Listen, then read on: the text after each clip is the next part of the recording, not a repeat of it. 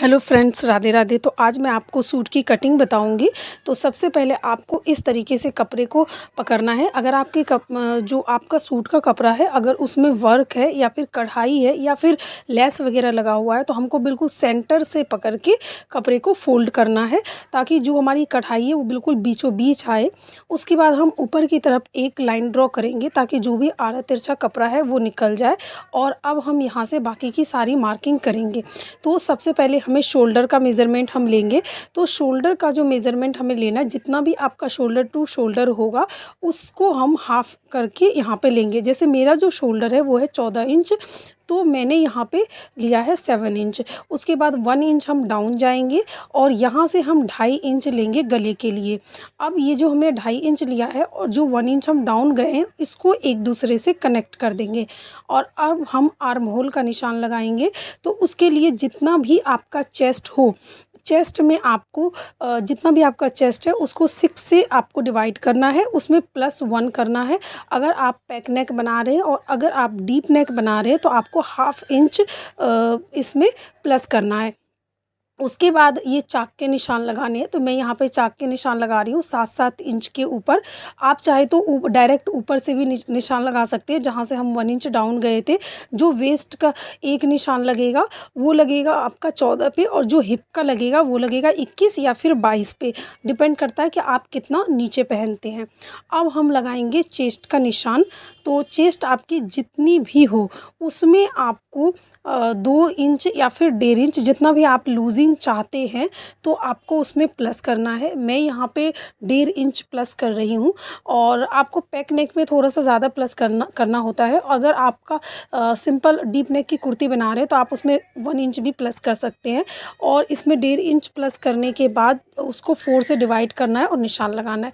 उसके बाद मैं यहाँ पे बस्ट चेस्ट का निशान लगाऊंगी, जो हम 2.5 इंच नीचे जाएंगे और उसके बाद हम यहाँ पे निशान लगाएंगे। तो यहाँ पे हमने जितना भी प्लस करा था वो निशान लगाना है, और जो हमारी चेस्ट लाइन है उस पर डायरेक्ट जितना भी हमारा चेस्ट है उसको डिवाइडेड बाय 4 करना है और हमें निशान लगा देना है। उसके बाद वेस्ट पे भी हमें सेम करना है, 1.5 इंच प्लस करना है और 4 से डिवाइड करके निशान लगा देना है।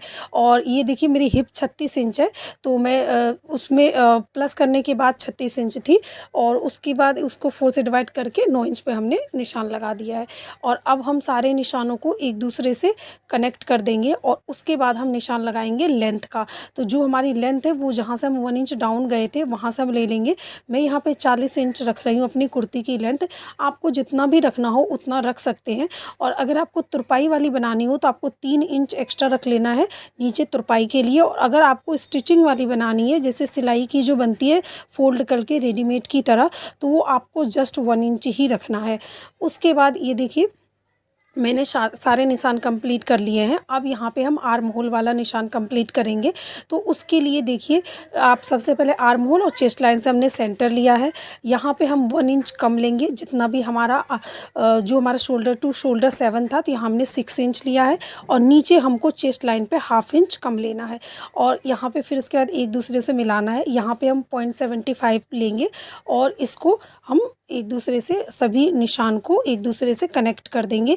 तो ये हमारा फ्रंट का जो ड्राफ्टिंग है ये हमारा कंप्लीट हो चुका है। और ये देखिए, उसके बाद आपको जितना भी नेक रखना हो, जो हमारा रेडी शोल्डर है वो रखना, उसके ऊपर आप निशान लगा सकते हैं और बाकी का गला कट कर सकते हैं।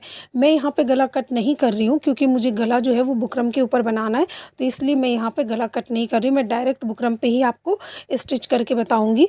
उसके बाद मैंने यहाँ पे 1.5 इंच का मार्जिन रखते हुए सभी निशानों के ऊपर सारे निशान लगा दिया है। और अब हम इसको कट करेंगे। तो ये मेरा फ्रंट पार्ट है जिसको मैं कट कर रही हूँ, और इसके बाद अब हम बैक पार्ट को कट करेंगे।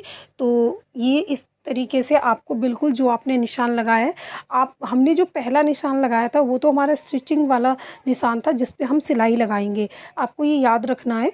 और ये उसके बाद 1.5 इंच या फिर 2 इंच, जितना भी आपको मार्जिन रखना है, उस निशान के ऊपर हमको कटिंग करनी है। और नीचे की तरफ मैंने यहाँ पे 1 इंच का मार्जिन रखते हुए, क्योंकि 40 इंच लेंथ है और 1 इंच 41 इंच लिया है मैंने टोटल, और मैंने अपने निशान को कंप्लीट कर लिया है। और अब उसके बाद हम बैक का पार्ट भी कट करेंगे। तो बैक के पार्ट को मैंने जस्ट फोल्ड कर लिया है और जो हमारा फ्रंट पार्ट है इसी को हम रखेंगे इसके ऊपर इस तरीके से। और इसी के ऊपर देखिए बाकी सारे निशान तो सेम ही है, बिल्कुल सेम कटेंगे। बस आर्म होल जो है वो हमारा 1/2 इंच बाहर की तरफ निकल के और फिर हम उसकी शेप देंगे उसको और कट होगा। बाकी तो जितना भी मेज़रमेंट है वो सेम ही है और सेम ही कट होगा। ये हमारी सिंपल कुर्ती है वो बैक नेक की। जैसे कुर्तियाँ और भी होती हैं डार्ट वाली या फिर जैसे शोल्डर टू वाली ए लाइन की, तो आपको एक एक करके मैं सारा ही बताऊंगी। अभी मैं आपको ये सिंपल बैक नेक की ये कुर्ती बता रही हूँ। हाँ, इसमें हमने अब ये देखिए यहाँ से हम जो हमारा मिड था ना वहाँ से हम 1/2 इंच बाहर की तरफ गए थे और हमने उसी निशान को जिस तरह से हमने फ्रंट पार्ट में कनेक्ट किया था उसी तरीके से हमने बैक पार्ट में भी कनेक्ट कर किया है निशान को। और अब हम इसको कट कर रहे हैं, बैक पार्ट को भी कट कर रहे हैं। तो ये मैं आपको सबसे पहले सिंपल वाली कुर्ती बता रही हूँ। इसके बाद मैं आपको 1 डॉट शोल्डर वाला और आपको ए लाइन कली वाली जितनी भी कुर्तियाँ होती हैं मैं आपको सारा एक एक करके बताऊँगी।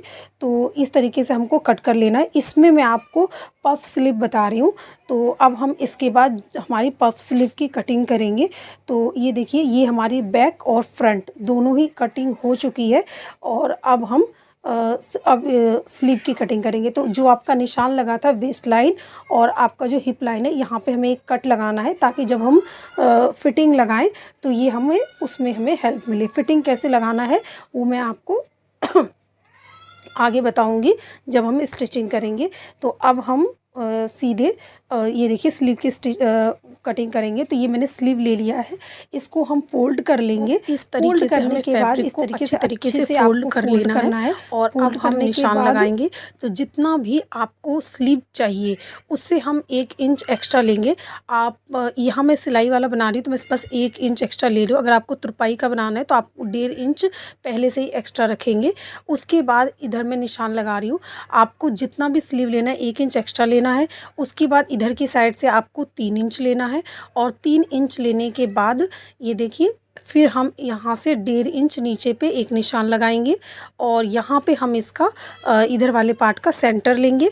और अब हम एक शेप देते हुए गोलाई की हम इस स्लीव को ड्रॉ करेंगे। और उसके बाद अब हम इसमें पफ़ क्रिएट करेंगे कि इसमें पफ़ कैसे क्रिएट करना है वो मैं भी आपको बताऊंगी। ये देखिए और 1/2 इंच अंदर की तरफ लेते हुए एक स्ट्रेट लाइन ड्रॉ करनी थी जो हमारा फ्रंट का होगा। ये देखिए यहाँ मैंने 5 इंच पे निशान लगाया है और जो हमारा ये सेंटर वाला निशान था इसको मैंने एक शेप दे दिया है। और ऊपर से हम 2 इंच का गैप लेते हुए ये देखिए इस तरीके से हम शेप देंगे। तो ये हमारी पफ़ वाली जो स्लीव है वो क्रिएट हो जाएगी बहुत अच्छे से। और अब हम इसकी कटिंग करेंगे।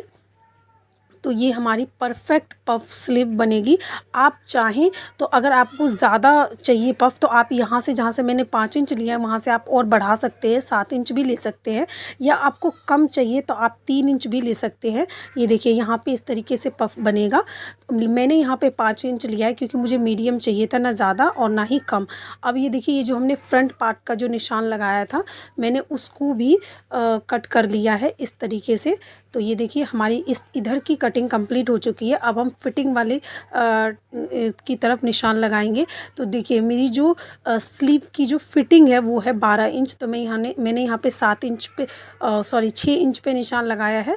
और उसके बाद 1.5 इंच का मैंने मार्जिन लेते हुए अब हम इसको भी कट करेंगे और हमारी स्लीव की भी कटिंग अब कंप्लीट हो चुकी है। आई होप आपको ये वीडियो पसंद आया होगा। अगर आपको पसंद आए तो वीडियो को लाइक करें, चैनल को